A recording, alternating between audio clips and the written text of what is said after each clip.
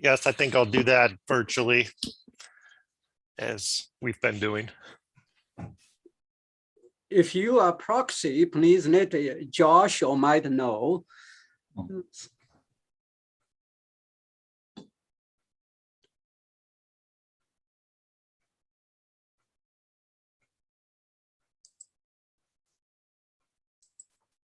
Okay. Now, the next item on our agenda is to prove to prove the special meeting agenda. And we met about half 1 hour ago. The Faculty Senate Executive Council had a discussion and they approved it, but according to Faculty Senate operating paper, agenda should be approved by whole faculty senators.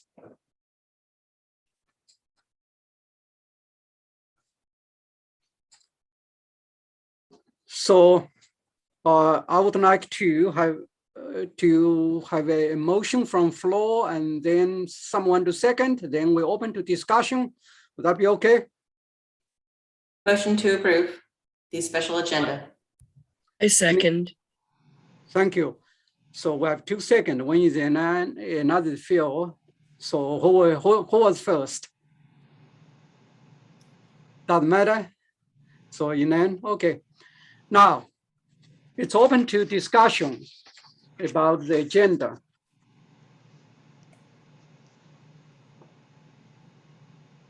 Questions, comments, anything to add or to drop?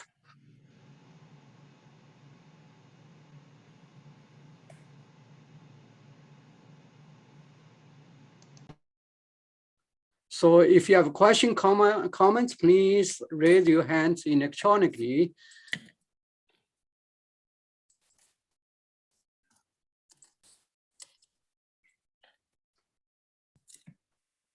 Okay, so no question, no comments. So we are going to vote, and we are going to vote orally, right? We would like you to help us to call each senator's name, and each of us will say yay, nay, or abstain. Okay, go ahead, please, Matt. Okay. I might call somebody's name who's not here, so please forgive me. For the approval of the agenda, Mike Eichholz, Yay. Punit Kohli, Abstain. Bethany Rader, Yay. some people are still hopping into the meeting. Matt Rendelman, don't think he's here.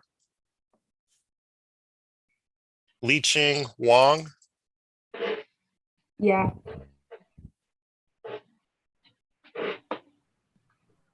Scott Gilbert.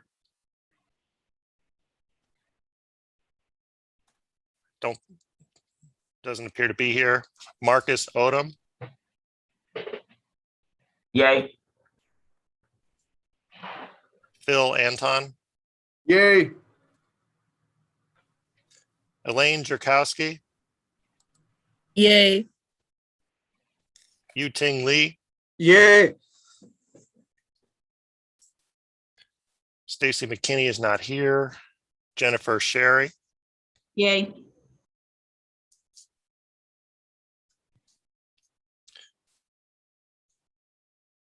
Grant Miller not here.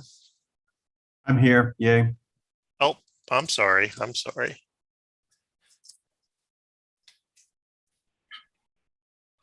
Ying Chen, not here. Farhan Chowdhury, Yay. Arash Komai, Yes. Seung Hee Lee, Yay. Dong Han, not here. Walter Metz, not here. Jay Needham, Yay. Joseph Brown, Yes. Scott Camperato, Yes. Patrick McGrath not here. Jane Doherty for Joseph Shapiro, Yay. Joseph Schrammick, Abstain.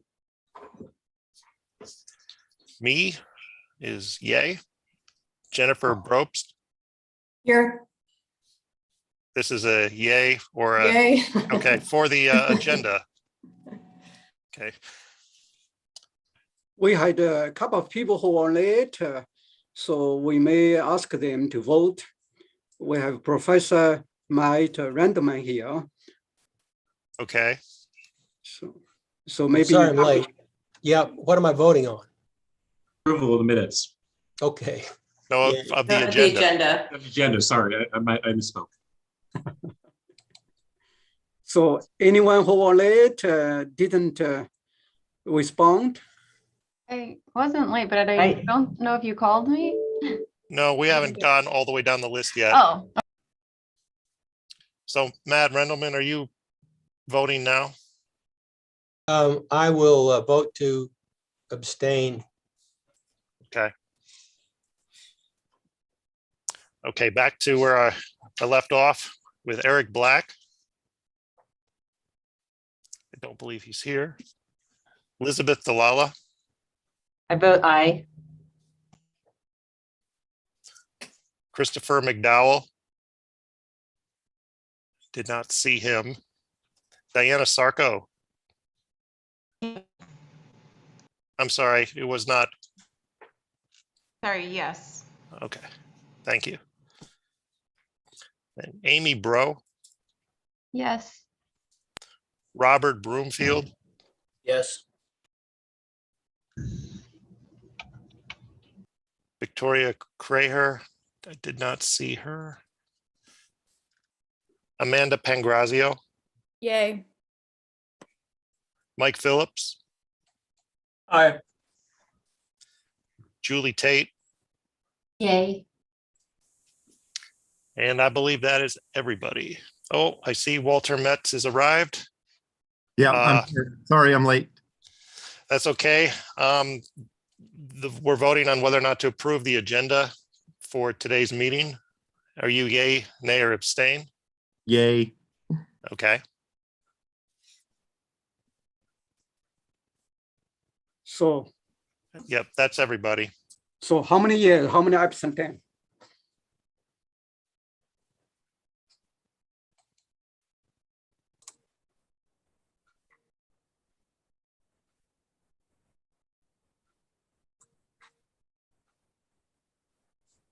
I think you're muted, Matt. 3 abstain, the rest are yay, or they were not here, so Okay, okay, agenda is approved by all faculty senator present. Okay, the next item on our agenda, approval on the posthumous degrees. So I'm going to defer to our co-chair, Senator George Remick and Senator Amy Bro. So all floor is yours. I defer to Senator Bro. Thank you. So during the executive council meeting, we had some motions, or I would like to motion to amend the resolution to include Daniel Lobo, and also include the prerequisite of substantial progress to the third whereas, in which case we'll add Daniel Lobo and remove Kashana Jackson in the corresponding places. So we would still leave all of the students in the first whereas for the recognition, but then adjust accordingly to refer to the substantial progress. And I will send it in the chat now for your Amy? review. Amy, we also added the faculty department involvement. Thank you. Yes. Under the third whereas, we also added the faculty support of the degree and also made a couple minor typo edits as well. Thank you. And I would just like to share with my colleagues here who weren't present or didn't watch us on live stream an hour ago. The 1974 Faculty Senate resolution is unhelpful in some sense because it never gave an objective standard towards exactly what substantial progress towards a degree means. But I think it's fair to say the thing I proposed at least was that if you're 60 credits or more or halfway through a degree, that is substantial progress. So that's sort of my layman's understanding of what that might be, but something that the Faculty Senate in the spring undergraduate education policy committee may want to take up along with possibly other committees on Faculty Senate is perhaps updating, passing a new resolution through the Faculty Senate so that way we have a clearer standard going forward. Yes, and just for some additional information, so Daniel Lobo had 105 credit hours with a GPA of 2.537. Jacob Jeranak had 60 credit hours with a GPA of 3.525. Joseph Ermel had 61 credit hours with a GPA of 3.8. And then Kishana Jackson was in her first semester.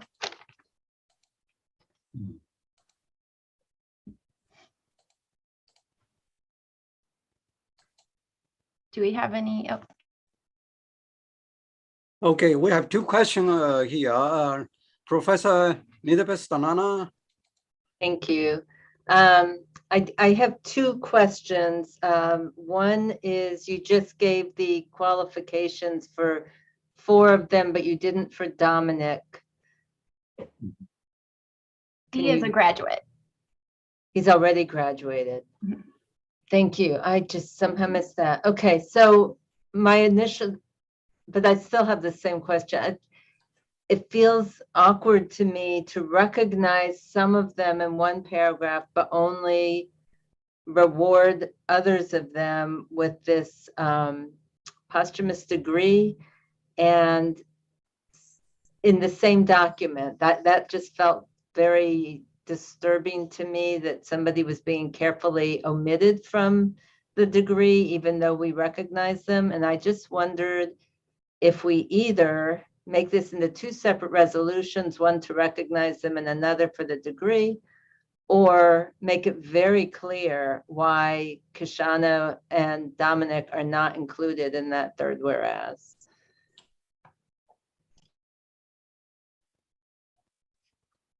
Thank you. Yes, that was my initial stance as well. I had included everybody, and then kind of that way we were almost bringing them all to question. And then I thought, the deans would kind of decide from there, but it seems we're going kind of the opposite route where we already have the backing of the dean or the faculty in certain cases. And so that's what we discussed in the executive council, was removing Kishana from the last one, but I would be fine splitting it as well if that's what we would want to do to make it just very clear cut. But that is also why we added the substantial progress and faculty support in the third whereas, to differentiate why those 3 were set apart from the others. I appreciate that, but it's still not really clear, because it could be that they're not there because they're not in good standing, which is defamatory. So I find it a little uncomfortable. Okay. Thank you. Now, okay, Professor Mike Phillips. Thanks. I would second what Professor Jalala just said. So a clarification, is there something in like bylaws somewhere that absolutely prohibit us from recommending a posthumous degree for a freshman? As I understand it, and I want to thank Senator Gilbert for bringing this precedent to our attention on UVPC just before Thanksgiving break. In 1974, the Faculty Senate passed a resolution saying substantial progress towards a degree. It never laid out an objective definition of what substantial progress means. But I think it's fair to say that if you're more than halfway towards a degree, that probably meets most layman's understandings of substantial progress. But again, it's something that Faculty Senate may want to revisit, as if we're going to do this more regularly, we might want to have an updated resolution in the coming year about that. Well, I certainly hope that we're not doing this more regularly. And I would say if we're going to revisit it, that we do it now. I think it's just, I don't see how you could pass this resolution acknowledging 3 of the 4 students who died this semester and leaving one out, especially the Black student who was killed at the beginning of the semester. That I find that unacceptable. So I would say we should revisit the question of what exactly substantial progress means and our position on this. Thank you. Professor Mike Phillips and Professor Michael Eggles. Professor Mike Eggles. Was on mute. I would agree with Mike to a certain extent that I'm uncomfortable with the idea of doing this in one resolution. I like the idea of separate resolutions. So one is recognizing them and a separate one awarding the degree for that very reason. I guess I would say I like the idea of a subjective approach, because I would feel horrible if we decided it was 60 credit hours and we had a student with a 4.0 and 59 credit hours that was in this situation, and we said, oh, no, sorry, you don't get your degree because you only got 59 credit hours. So I like having the more subjective approach and discussion for something like this. And then finally, I just want to ask, has anybody talked to the families about this? One thing I'm always concerned about is when we do things to recognize them that their family's not comfortable with. So I would like to make sure that we've had contact with, or somebody's had contact with the families and make sure they're comfortable with us making this move. Is the chancellor with us on this call right now, President Lee? I saw Provost Kumraja here. Yeah. And Provost Kumraja, could you help us to? I could not see Chancellor name. I think just because the UEPC co-chairs were reached out to, I think it was literally right as we went to Thanksgiving break, about recognizing just Jacob Jurenick. And then we started thinking, well, that's what they were. What about the other students on campus? And we felt that it's a more humane gesture and since the whole campus has been grieving all semester, it would be a great gesture really to recognize everyone. And then we ran into the third stumbling block, if you will, with this, with the 1974 Faculty Senate resolution. It's just too many moving parts at this point, and it's kind of unwieldy. But that's just my personal perspective on it. Thank you. Provost Kumraja, do you have any insight about whether we have contacted the family member of those students? As far as I know, and as far as I'm aware, it's only Jacob Jurenick's father who's aware and has supported the idea of it. I do not know about the others. Okay, thank you. Any other question? Okay, Professor Jennifer Probst. Thank you. I just wanted to let you know that in the executive council meeting we just had, I asked the question, are we going to do this consistently every year to create a sense of fairness and have some standards? And the answer was yes. And that we anticipate as a faculty senate to do this every year if it occurs. And I did make the point that it will never be consistent. And we will never fully know the lives of these students as much as they are precious. And I am uncomfortable with measuring the value of different students' lives and careers and performance, but at the same time, it's a no-win And we could talk ourselves into never honoring them at all. And there will be, what we need to do is we have to acknowledge this. And I personally think that the term substantial is vague and deliberately vague, but I really don't want every year to measure one life against another. I find that offensive. And I don't know if there's a better way to do this, if we have a memorial instead, in front of, and the Student Center as a full faculty senate. We had the same debate when we lost faculty members. And the faculty senate a year or two ago wanted to acknowledge one, and then all of a sudden other faculty said, but wait, other people died this year. And we should perhaps, I think, ask each year if there are people who could be honored, ask their families if they would like them to be honored, and have it be as maybe some event. But putting it into words is very difficult. And I like recognizing them by name, every single one. Whether it has to be a degree conferred, I know we've done this in the past, the provost mentioned, but to my mind, I'm not sure it has to be that. I just want it to be a good thing. So that's my 2 cents. Maybe there's a different way. Thank you, Professor Jennifer Probst. Very good observation. Professor Nidabas Tanana. I have to respond because that was lovely. Thank you. And I think it's a wonderful idea to have something each year where we recognize lost colleagues and students. And a resolution just feels so strange to me as a way to do it, that you resolve. It just doesn't feel loving. It feels formal. But I think the main thing is consistency, that we must do it exactly the same for everyone every year. And I like the idea very much of formalizing something where we present names. Thank you. I just got a text message from Chancellor Nan. They are waiting for, his office is waiting for us to make decision before they contact the family of those students who passed away.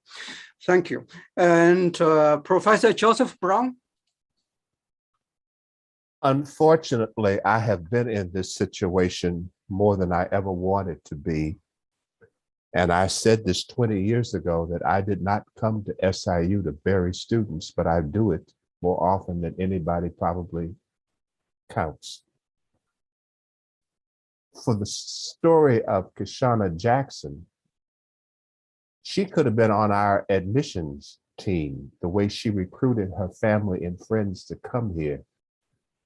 The dream that brought her here is worth recognizing. And the fact that we would honor her by recommending to the provost and the deans and the chancellor that she be given a degree will probably speak more to those students who are her family and friends than anything else we could ever say. Because I was at 2 of those 3 memorial services, and they need to know that they should stay here, that her presence is still here, and that we recognize that she came here with great intentions to complete it. And I think you all are right that its circumstances are changing. And I too don't ever want to see this happen to be something every year. But we know that there is nothing normal anymore, if there ever has been. And the students that we have had vigils for and memorial services for and formal funerals for, and I had to fight Rita Ching in a way that I never expected to have to do in order to give one of my former students a posthumous degree. And I know what her family felt.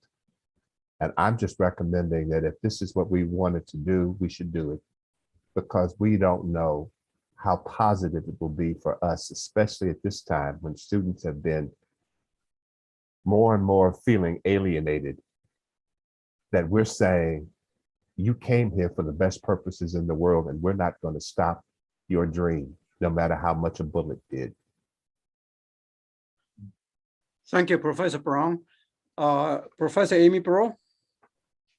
Thank you, Professor Brown.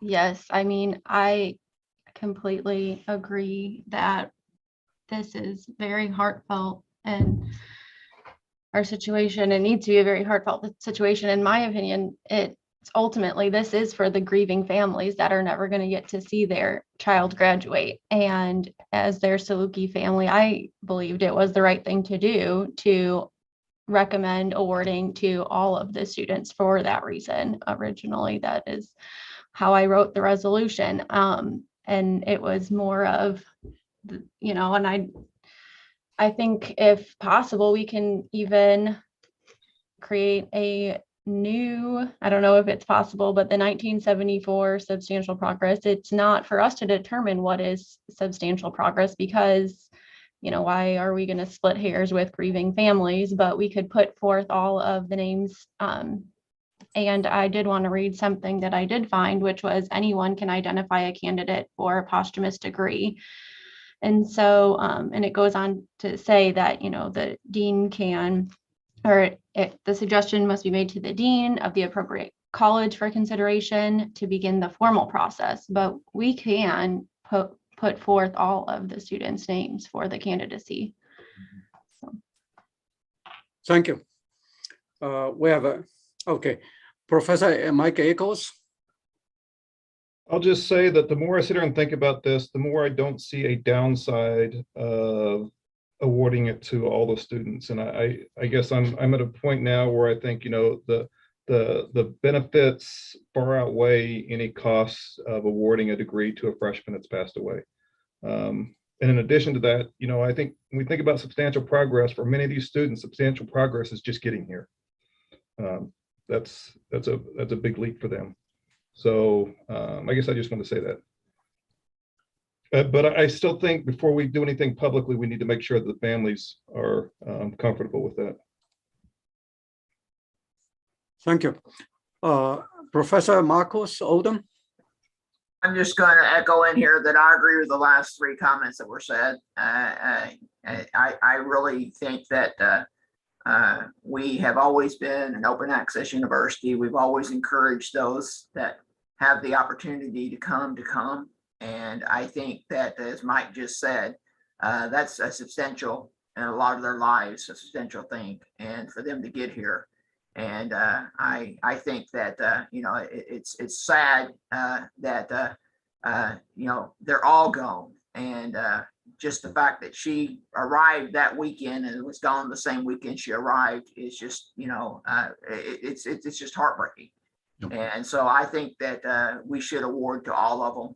And I think we should revisit whatever the 1974 resolution was. We should revisit that. And if we're going to recognize students that pass away, then I think we should recognize any student that passes away, regardless of how long they've actually been here. Thank you, Professor Marco Oldham. So, Amy, would you like to, I mean, we have a resolution here. Would you like to modify? We start to vote? Or we just... The resolution that was sent out to all faculty members before Executive Council motion to do the amendments would just be including Daniel Lobo into the resolution that was sent out. I understand Senator Eicholz's point, though. Would that be friendly? Would that be an amendment that you want to propose to the resolution, the sentiment there that we really should recognize everyone? It's also Father Brown's point as well, I think. Okay, Professor Donana? I'm sorry, I just want to clarify about Dominic. Someone who doesn't know him and reads this, he's still left out of that third whereas. Is there something we can put in here to make it clear why he's not listed there? Okay, thank you. we're going to wrap up the discussion and now Amy and Joe, and make sure the resolution is on the chart. It will be finalized before we start the vote, yes or nay, or abstain. Okay, Mike, you have a comment? Yes, I first to address Professor Delala's concern, maybe in the first whereas after Dominic's name, you could put, I don't know, a parentheses that says class of whatever he graduated with, so that it's clear that he has graduated already. That's one thought I had. Then the other thought I had was, before we vote, I'm not sure what we're voting on, the original one that was sent out or the modified one from the EC. I don't want to speak for Amy, but as the other co-chair, I see all these amendments as friendly. So I would, I see you're nodding your head. Amy. So we're voting on the, I would say we're voting on the modified, we're accepting all these amendments. Okay, so we're voting on the resolution with the amendments. Yes, and I think, Amy, you're currently drafting it, so it'll be put in the chat. Okay. So we should, then I should not start the roll or the voting right now until we get that in the chat. Agree. Do we know what year Dominic graduated? Give me a minute and I'll look it up. Thank you.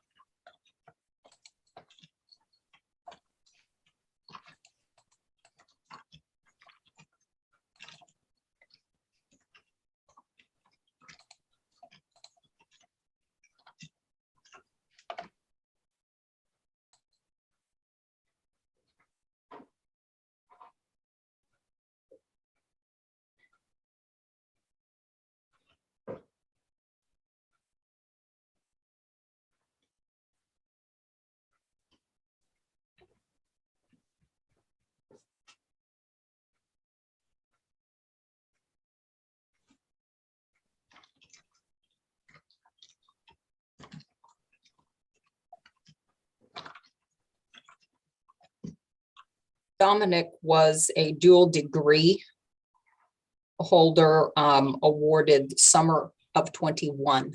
So just this past summer. Okay. Thank you. Aviation. Thank you, Ms. Walkman. Okay, so I know Amy is typing, and Mike, are you going to process or should we wait for a second?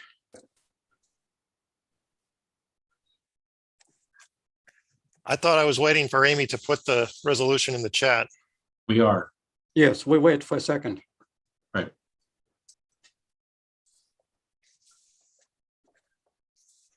So I added Dominic with the year of his graduation, and then I did go back and put them in alphabetical order. And and I'm gonna just make one quick typo to in good academic standing instead of with good academic standing as well. So. Okay.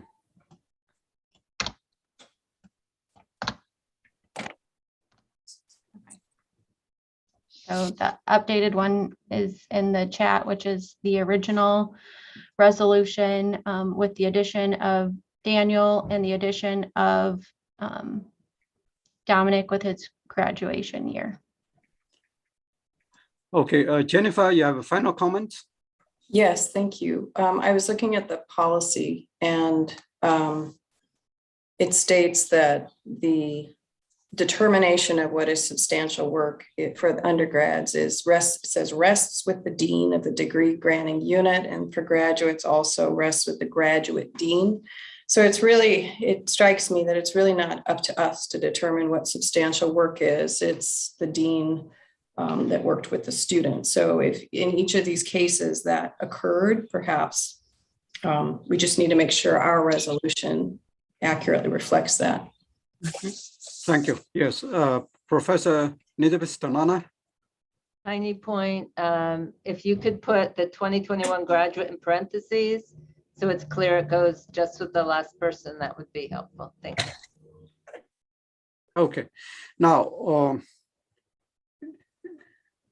Amy, we are waiting for you, just post. Oh, post it again? Yes, I made that correction. And thank you.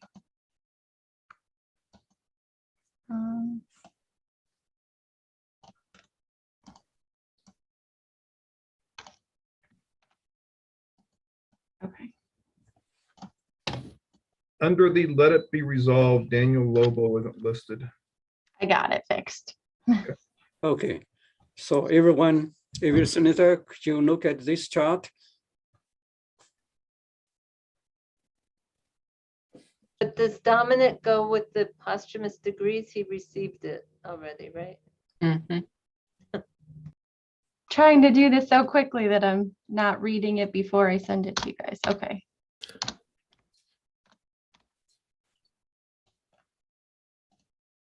Okay.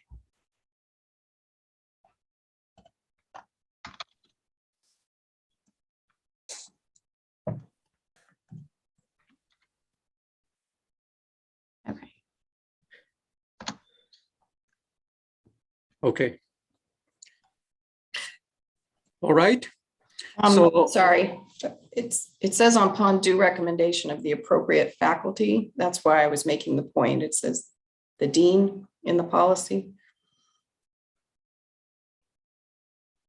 Ah, got it. Yeah. So would you write it, have it Second be whereas. the second whereas? So the second whereas would be upon recommendation of the appropriate dean would that be the phrase you would rather put there? Yeah. Okay.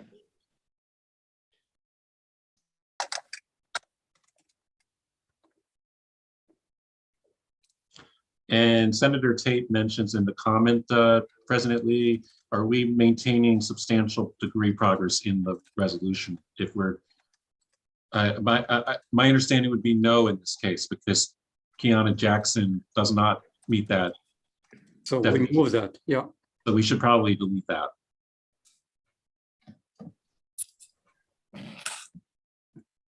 Are we leaving good academic standing or? Well, how would we know first semester freshman doesn't have a GPA yet? I think that whole, in between the parentheses or the commas, I think should be deleted because it is up to the dean according to the, as Jennifer pointed out, according to what's in the. That's correct. Yeah, and academic standing is not in the policy. Okay, okay, so Amy, I think this is pretty much. And Amy, just look at the chat real quick. Betsy just put a slight edit there for you. And just to be clear, I'm recommending removal of and good academic standing. Well, they're in good academic standing until they're not. So No, but it's not in the policy. Oh, okay. It's never a requirement. Yeah.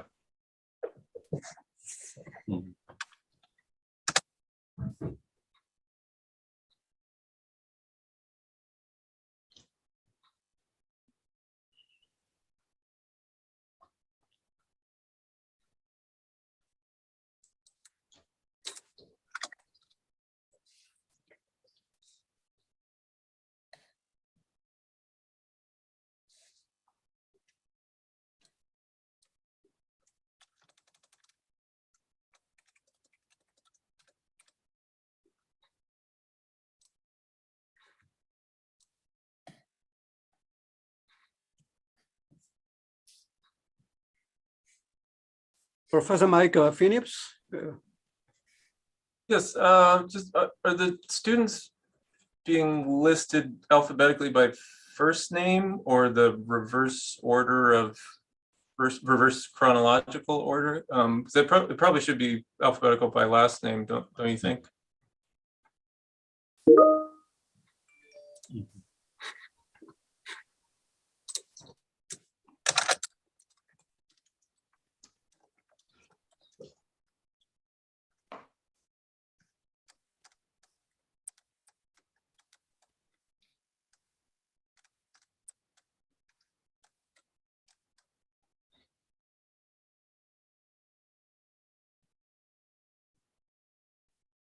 That one might take a while, but yes, if everyone's in agreement, I can do last name alphabetical order. Yeah, I think this, we can.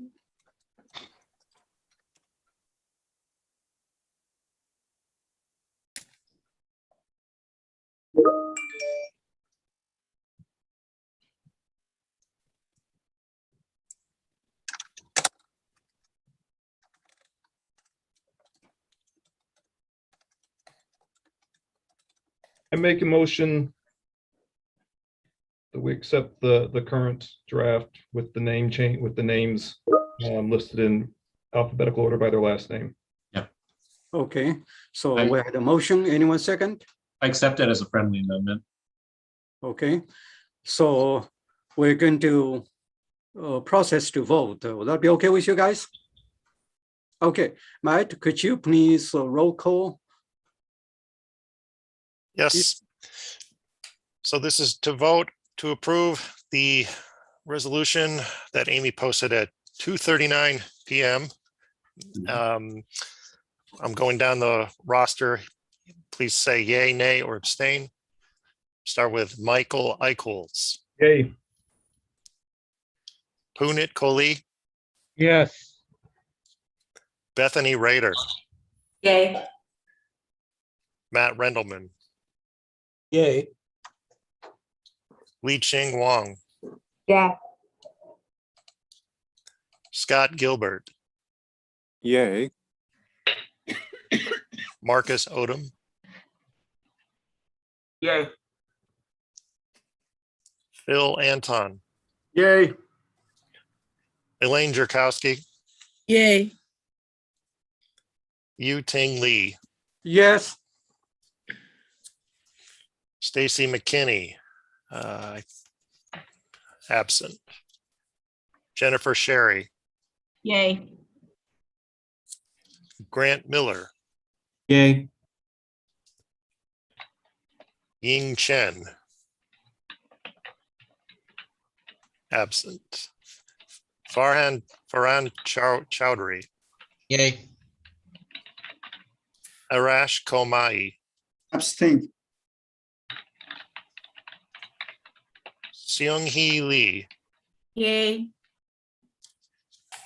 Dong Han, absent. Walter Metz, Yay. Jay Needham, Yay. Joseph Brown, Yay. Scott Comparato, Yay. Patrick McGrath is absent. Jane Doherty, Yes. Joseph Sramick, Yes. myself, yes, or yay. Jennifer Brobst, Yay. Eric Black, absent. Elizabeth Delala, Yay. Christopher McDowell, absent. Diana Sarko, Yay. Amy Bro, Yes. Robert Broomfield, Yay. Victoria Craher, absent. Amanda Pangrazio, Yay. Mike Phillips, Aye. Julie Tate. Yay. Okay, that is everybody. Everyone who's present, there's one abstain. The rest are yays. I mean, it would take me a minute to count them, but would you like me to? No, I Okay. think majority approved this. Thank you very much. We're going to move to the next item on our agenda. So on November 18th, we had a town hall meeting with our faculty and students. And we have a president, Isaiah Overton. Would you like to give us an overview and especially share your response, share any thoughts with us, with faculty, any? Isaiah?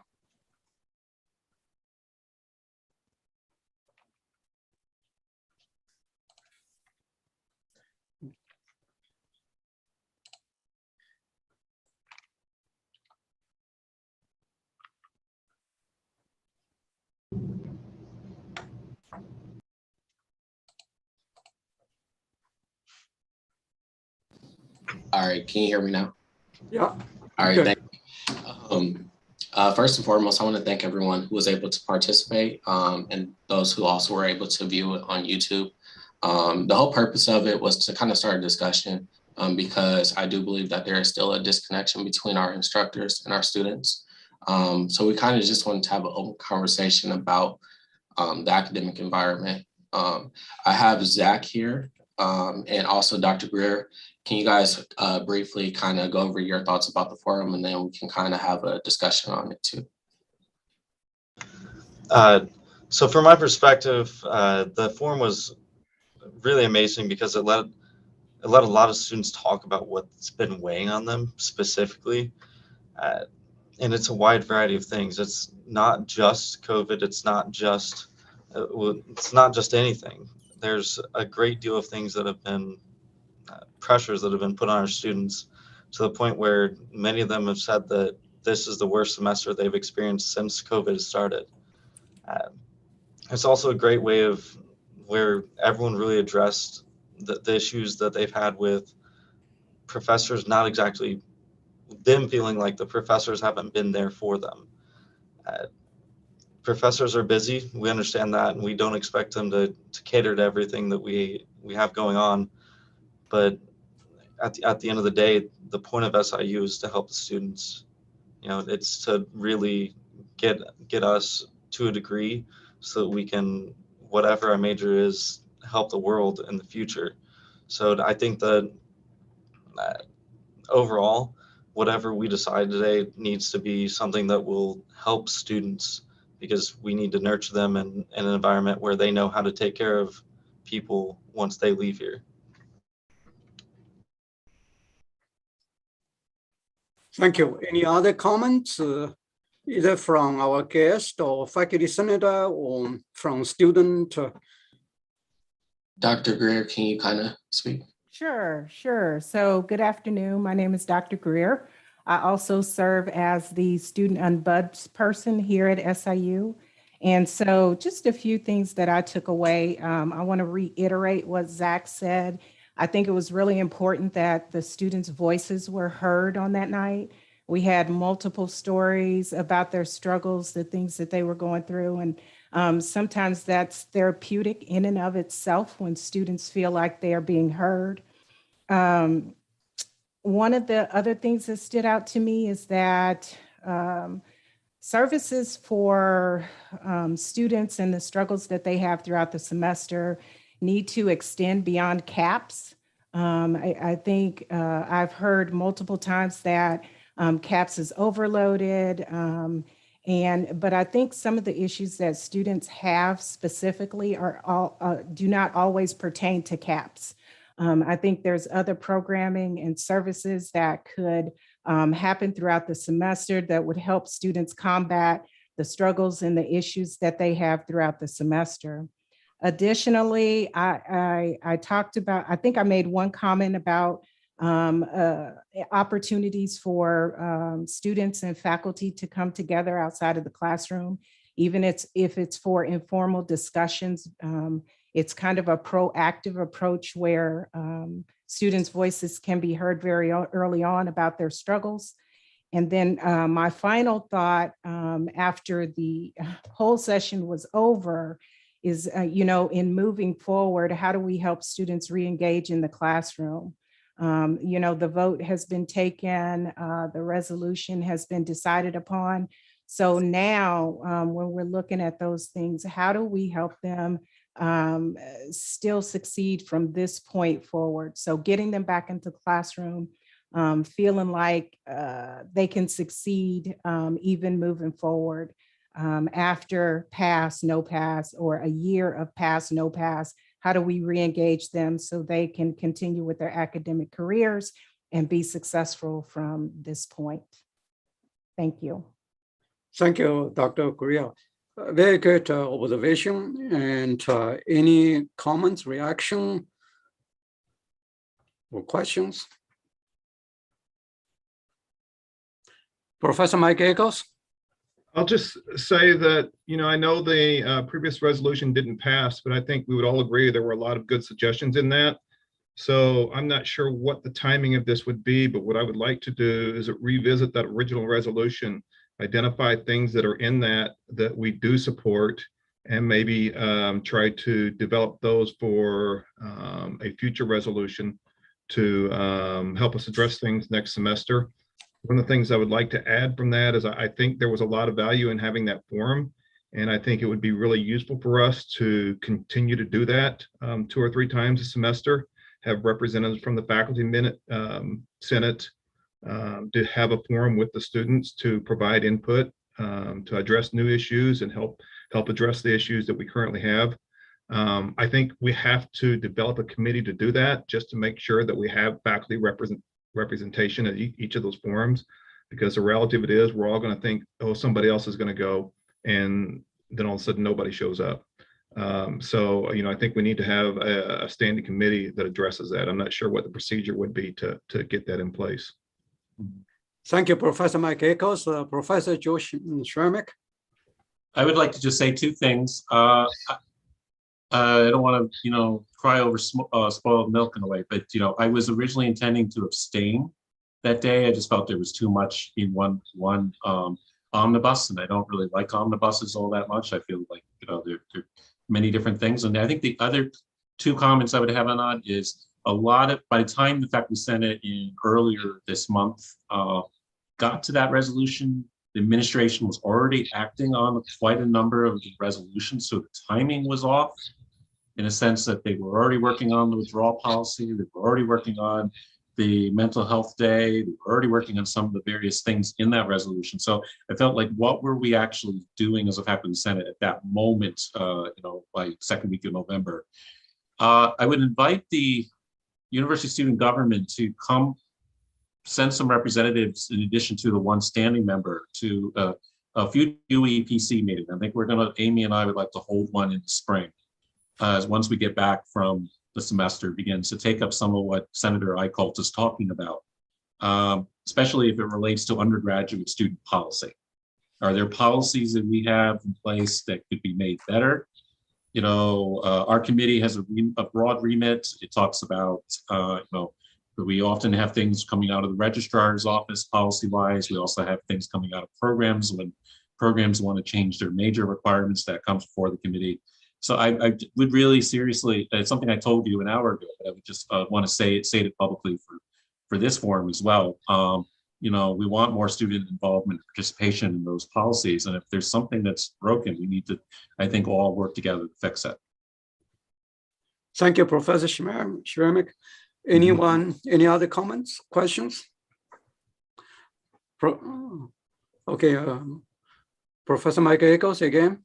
Sorry, I just had one other thing I'd like to add. Is one of the complaints I heard from a couple of the students after that meeting was that they would like to get help or support from disability support services, but there's a lot of red tape associated with getting that involved in that program and getting support from it. I don't know if that's the case or not, but I'm not sure who we should talk to, but I think it'd be worth just trying to figure out if there's some way that we can get that transition in that program more efficient. I know we have Chancellor Nan. Do you have any comments, Chancellor Nan? I hope you can hear me. We're traveling back from John A. Logan. Okay. That is something that can easily be done through Disability Support Services. I'll talk to Dr. Jeff Bergen, who is the Vice Chancellor for Student Affairs, to make sure that we're on top of that. Okay, thank you, Chancellor Nan. Any other comments, questions about the town hall meeting and student support? Okay, Professor Mike Phillips. Yeah, so I agree that we should, be proactive about thinking about, undergraduate student policies and things of that nature. But I think, more immediately, as I found listening to students at the forum and in my own classroom when I gave students an opportunity to address and to speak about the resolutions in the USG document. that it's really, I think, important for us to show the students that they can trust us and that we care about them, because they don't assume that, right? Especially students who have previously been or who are currently involved in, more punitive or surveillant kind of institutions, institutional systems. We need to show that we're not part of those systems, right? That we do care about them and we do want them to succeed, and we also just need to treat them like adults, and also to let them know that we're also human beings, which I think is something that Dr. Lee spoke of at the forum. And that's really, it goes a long way, I think, with them to know that we're not just the authority robot in the front of the room. Thank you. I know that we have 3 hands on, and we will now 3 people to speak. After that, we need to wrap up. And the next one is Professor Li Chang Wang. Okay, thank you. Yeah, I just want to follow what Professor Phillips says. I think when we choose the profession as professors, and we always take students as our products, and that we care the most. What I'm going to raise about that we talked so much about the student health and all the things throughout the pandemic. I think we also need to think about how about the faculty's mental health, because it's also very important. They are healthy, like a being will directly impact our students. They bring everything every day, they bring to the classroom. So that's something I think we probably also need within Faculty Senate to talk about, to pay attention. Thank you. Thank you. Now, USG Vice President Zachary Bull. Also going off of what was said about students feeling taken care of, from my perspective and from every student I know, that's one of the biggest things for students is feeling like SIU doesn't care about them a lot of the time. And it's harsh because, people care about the people they meet here. We make friends for life here. And after we graduate, we'll have people that we know across the United States whenever people move. I haven't really had that experience with more than a couple of my professors. And I know that I'm lucky having that even with a few of them. So it's really something that I think it really goes a long way to just talk with your students and let them know that you care. Whatever opportunities you have to do that, please do, because that will have a huge impact on students coming to you when they do have issues. A lot of them just assume that you won't care about it, and that's most likely not the case, but most of them are worried about those things and they won't even try. So if you do anything to help them connect with you, you'll be helping students automatically. Thank you. Final comments from Professor Joseph Brown, and then we need to wrap up. The Faculty Senate has received the letter I wrote the day after the town hall. And I appreciate my colleague for saying that the mental health of this faculty is important. As I just put in the chat room, that was my initial comment at the Faculty Senate meeting in October, that we need to be paying attention to how stressed we all are and how that is affecting everything. And when I don't know how I am feeling and a student walks up to me, I'm not going to know how they feel necessarily because I'm distracted from my own cares. So I really do believe that when the students reached out to us, I don't care about how complicated that original resolution was. The cry was, will you all please understand that we are hurting in ways that we don't have a perspective on? The faculty have to say the same thing. And I'm really glad that we're having this discussion. Thank you all very much. Thank you, Professor Brown. I know it's almost time. I want to make 2 quick comments. Number one, this issue, if possible, I would like to put it on our December's agenda to continue have a discussion. This is important because we are here for students. Without students, there is no university. We got to be student first. And second, it's 3 o'clock. I need a motion to join the meeting. Motion to adjourn. Okay, anyone second? Okay, Joe. Okay, all in favor, say hi. Aye. Hey. Aye. Aye. Thank you.